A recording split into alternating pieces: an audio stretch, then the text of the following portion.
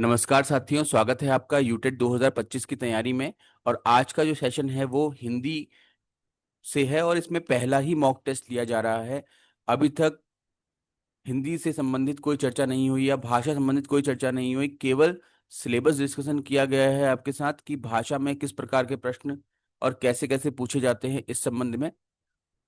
और mock test के माध्यम से हम इसको आगे लेके चलेंगे। जिन जो ऐसे टॉपिक हैं जो थोड़ा सा लगता है कि जटिल है, उन पर चर्चा की जाएगी, थोड़ा सा ब्रीफिंग के साथ संक्षेप में चर्चा की जाएगी। और कुछ टॉपिक ऐसे हैं जो बहुत सामान्य हैं, सबको ऑलमोस्ट आते ही हैं, तो उन टॉपिक्स पर कोई विशेष चर्चा की मुझे लगता नहीं कि आवश्यकता होगी। तो आज का पहला सेशन है। आज 10 प्रश्नों की एक श्रृंखला आपके सम्मुख में रखने जा रहा हूं। जिस भी टॉपिक में आपको प्रॉब्लम होती है या लगता है कि ये टॉपिक में से जो प्रश्न आ रहा है कैसे हल होगा, समझ में नहीं आया है, तो उसको आप कमेंट बॉक्स में लिख सकते हैं। उस पर हम नया सेशन लेकर के आएंगे। आज के सेशन में हम केवल प्रश्न और प्रश्नों का क्या उत्तर है उस पर बात करेंगे। बहुत डिटेल में डिस्कशन नहीं होगा, ठीक है। आने वाले सेशन में थोड़ा सा टॉपिक वाइज डिस्कशन करते हुए चलेंगे, तो वहां पर आपको कई सारी चीजें समझने के अवसर भी मिलेंगे अगर आपने इससे पहले हिंदी भाषा नहीं पढ़ी है तो, ठीक है। और अगर पढ़ी है तो आप इन सभी प्रश्नों के उत्तर सही सही दे पाएंगे, ऐसी मैं आशा करता हूं। और जो भी साथी आज पहली बार हमारे साथ जुड़े हैं या फर्स्ट टाइम हमारा ये वीडियो देख रहे हैं यूटेट की तैयारी के लिए, तो उनको बताना चाहूंगा कि इससे पहले कई सारे वीडियोस सीडीपी की टॉपिक्स को लेकर के आ चुके हैं। उनको आप देखिए, वो आपके लिए काफ़ी लाभदायक होने जा रहे हैं और कहीं ना कहीं आपकी परीक्षा की तैयारी में आपको मदद करेंगे। तो चलिए शुरू करते हैं। पहला प्रश्न है, गति और चाल किस प्रकार के शब्द युग्म हैं? शब्द युग्म क्या होते हैं? अगर कोई साथी बताना चाहता है तो कमेंट बॉक्स में उत्तर लिख सकता है। तो जैसे पर्यायवाची शब्द हैं, विलोम शब्द है, अनेकार्थी शब्द हैं, समनाम शब्द हैं, और भी कई सारे आपके युग्म होते हैं। युग्मों का कोई एक दायरा नहीं होता है, ठीक है। उनकी प्रकृति के आधार पर उनके प्रकार बनाए जा सकते हैं। तो गति और चाल पर्यायवाची शब्द युग्म के रूप में देखे जा सकते हैं, ठीक है। पर्यायवाची क्या होते हैं, विलोम क्या होते हैं, अनेकार्थी क्या होते हैं, ये सब आपको पता है, तो इस पर चर्चा करने की आवश्यकता नहीं है। कल यानी कि जो बीत चुका है, ठीक है। आज आप अगर ये वीडियो देख रहे हैं तो इससे पहले वाला दिन जो था आपका, वो बीता हुआ कल हो गया। और जो कल आएगा, ठीक है, वो आने वाला कल हो जाएगा। तो ये इस प्रकार का जो शब्द युग्म है, इसे क्या बोलते हैं? देखो, शब्द एक ही है। इससे पहले प्रश्न में गति और चाल अलग अलग शब्द थे, ठीक है ना। यहाँ पर शब्द एक ही है लेकिन उनके अर्थ अलग हैं, तो अनेकार्थी शब्द हो जाएंगे, यानी कि शब्द एक और अर्थ अनेक। आगे बढ़ते हैं। ध्वनि और शब्द का क्या संबंध है? तो ध्वनि और शब्द में क्या संबंध है, आप इसको ऐसे समझ सकते हैं कि जो भी ध्वनि निकलती है उसको फिर आप लिपि में लिखते हैं। तो लिपि लिखने का जो कार्य है, उसके पीछे आपका कारण क्या है? वो ध्वनि है, ठीक है। तो पहले ध्वनि आई, फिर बाद में उसकी लिपि आई है, तो इसको हम कार्य कारण संबंध के रूप में देख सकते हैं। अब ये कार्य कारण संबंध क्या होता है, उपमा उपमेय क्या होता है ना, साधन साध्य क्या होता है, इस पर मैं चाहूंगा कि आप लोग थोड़ा सा चिंतन करें। और अगर आपको जानकारी है तो अच्छी बात है, जानकारी नहीं है तो कोशिश करें कि पढ़ें, और पढ़ने के लिए किताब का ही उपयोग करें। और किताब वैसे तो आप लोगों को जो एनसीईआरटी की बुक्स होती हैं 6th 7th 8th की, उसमें से व्याकरण पढ़ना चाहिए, वो बेस्ट होती हैं। किसी प्रकार की कॉम्पिटेटिव बुक्स की तरफ जाने की ऐसी कोई खास आवश्यकता नहीं है, क्योंकि कॉम्पिटेटिव बुक्स में 20% आपका यूटेट के लिए सिलेबस होता है, बाकी 80% बहुत सारी और चीजें होती हैं, तो वहां पर आप कंफ्यूज हो सकते हैं, ठीक है। और कठिनाई स्तर में भी अंतर होता है, तो इसलिए कठिनाई स्तर और बिल्कुल सटीक टॉपिक पढ़ने के लिए आपको एनसीईआरटी की क्लास 6th 7th और 8th की, या अधिक से अधिक 9th और 10th की किताबों को आप ले सकते हैं और उनसे आप ये टॉपिक्स को कवर कर सकते हैं। अगर समय नहीं लग रहा है तो आप हमारे वीडियोस को डेली के डेली देखते रहिए, उसमें ही हम आपके जितने भी ये टॉपिक्स हैं यूटेट की तैयारी के लिए वो कवर करा देंगे। पितामह शब्द में कौन सा समास है? समास क्या होते हैं, समास के कितने अंग हैं, और हर अंग का क्या अर्थ है, ठीक है। कैसे हम पहचान करेंगे कि कोई समास द्वंद्व समास है, कोई कर्मधारय है, कोई बहुव्रीहि है, कोई तत्पुरुष है? ये जानकारी तभी आपको मिल पाएगी जब आपने समास पढ़ा होगा। यदि पढ़ा है और जानकारी है तो बताइए कि पितामह शब्द में कौन सा समास है। और यदि जानकारी नहीं है या नहीं बता पा रहे हैं या कंफ्यूजन हो रहा है तो ऐसे में भी आप कमेंट बॉक्स में लिख सकते हैं, ठीक है, कि समाज पर एक सेशन बना दीजिए। तो हम आज ही इवनिंग में समाज पर एक सेशन लेकर के आएंगे, जिससे कि समाज की कंप्लीट जो जानकारी है वो आपको मिल जाएगी। तो इसका उत्तर है कर्मधारय समास। अब ये कर्मधारय समास क्यों है, द्वंद्व क्यों नहीं है, बहुव्रीहि क्यों नहीं, तत्पुरुष क्यों नहीं, इस पर आप लोग विचार करिए।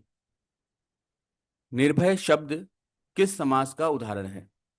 तो निर्भय शब्द किस समास का उदाहरण है बताना है आपको। द्वंद्व समास क्या होते हैं, अव्यय समास क्या होते हैं, बहुव्रीहि समास क्या होते हैं, तत्पुरुष समास क्या होते हैं, ठीक है। फिर से वही बात है कि अगर जानकारी है तो उत्तर दे सकते हैं, नहीं है तो फिर आप लोग तब भी कमेंट करिएगा, तो हम इसका सेशन लेकर के आएंगे। फिलहाल मैं थोड़ा सा आपको बताना चाहूंगा इन चारों ही समासों में कि द्वंद्व समास वो समास होते हैं जहां पर दो, देखो, प्रत्येक समास में दो पद होते हैं, ठीक है, प्रथम पद और द्वितीय पद, जिसको हम पूर्व पद और उत्तर पद भी कहते हैं, राइट।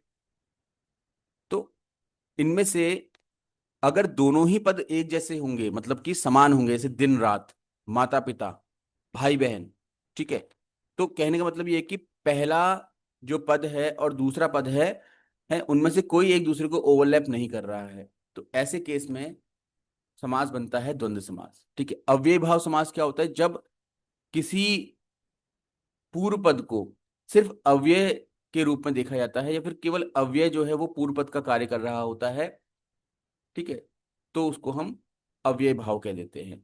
जैसे अव्यय क्या होते हैं, अव्यय ऐसे शब्दांश होते हैं, शब्द नहीं होते हैं, शब्दांश होते हैं जिनका स्वयं में कोई विशेष अर्थ नहीं होता, लेकिन वो कहीं ना कहीं किसी मूल शब्द के आगे लग करके उसके मूल अर्थ में कोई ना कोई अंतर लेकर के आ जाते हैं, ठीक है ना। जैसे अब यहां पर देखेंगे आप, निर्भय लिखा हुआ है, तो निर्भय में जो मूल शब्द है वो है भय। भय मतलब डर, उससे पहले लगा दिया है निर। निर का अपने आप में कोई विशेष अर्थ नहीं होता, ये जिसके साथ जुड़ेगा उसमें नकारात्मक भावार्थ लेकर के आ जाएगा, फिर नकारात्मक उसके भाव को बना देगा, ठीक है। तो इस तरीके से हम देख सकते हैं कि यहाँ पर अब तो आंसर ही आ गया आपके पास कि निर्भय में क्या है, अव्ययी भाव समास है। बहुव्रीहि समास क्या होता है, जहां पर दो पद मिल करके किसी तीसरे ही उत्तर की तरफ या तीसरे तीसरे ही अर्थ की तरफ जाते हैं, उसे हम बोलते हैं बहुव्रीहि समास, ठीक है।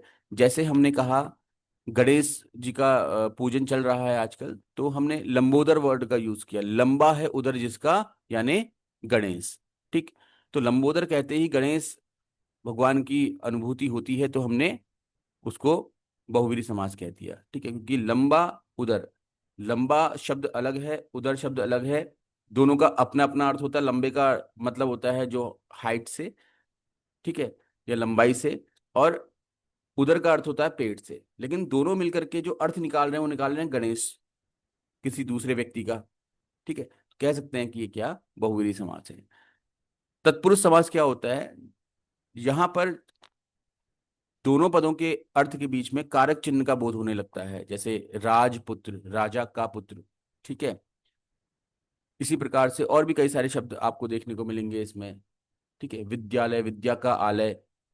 तो ये जहां पर कारक चिन्ह होते हैं ना, कारक चिन्ह पता ही होगा आपको, कर्ता ने कर्म को करण से वाला, ठीक है, तो वहां पर क्या है, तत्पुरुष समास का बोध होता है, ठीक है। इस तरीके से आप समास को, ये बहुत ब्रीफ से भी बहुत ब्रीफ था, ठीक है। डिटेल में समझने के बाद ही आपको समाज संबंधी जो प्रश्न है उनके सही उत्तर आ पाएंगे। तो निर्भय का उत्तर तो अभी अव्ययी भाव समास बता ही दिया है आपको। चतुर्मुख, फिर से समास आ गया है। चतुर्मुख शब्द किस समास का उदाहरण है आपको बताना है।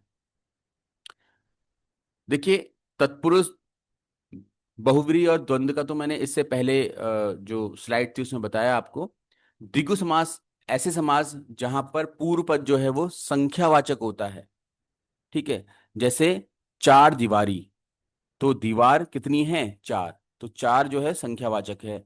नवग्रह, ग्रह कितने, नव, नव मतलब नौ, तो संख्यावाचक आ गया, ठीक है।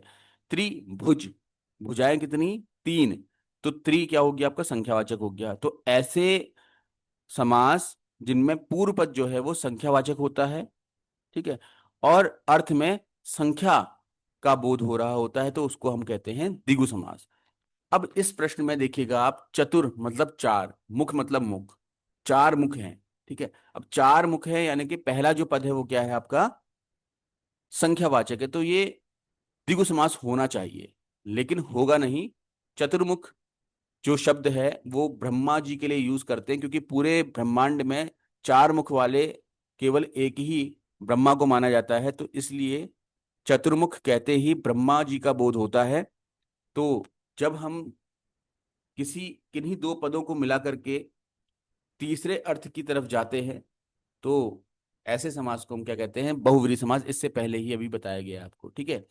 तो बहुव्रीहि समास, मैं फिर से कहना चाहूंगा कि ये सिर्फ मैं आपको इसलिए बता दे रहा हूँ समास कौन किस समास का मतलब क्या होता है, ताकि थोड़ा सा एक आपने पहले कभी पढ़ा होगा, रिकॉल नहीं कर पा रहे होंगे तो रिकॉल कर पाए, आपको एक हिंट मिल जाए इसके लिए।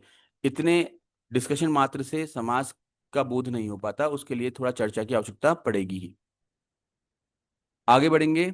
निशाचर शब्द किस समास का उदाहरण है? तो निशाचर किस शब्द का, किस समास का उदाहरण बताना है आपको। निशा धन चर, यानी कि निशा मतलब रात, चर मतलब चरने वाला।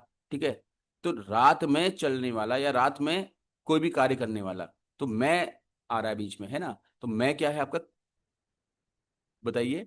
अभी अभी आपको बताया था मैंने कि जब दो पदों के बीच में कारक चिन्ह आता है तो उसको हम तत्पुरुष समास कह देते हैं। तो निशाचर मतलब रात में चरने वाला, यानी मैं जो कारक चिन्ह है उसकी अनुभूति हो रही है, तो तत्पुरुष समास ये हो जाएगा।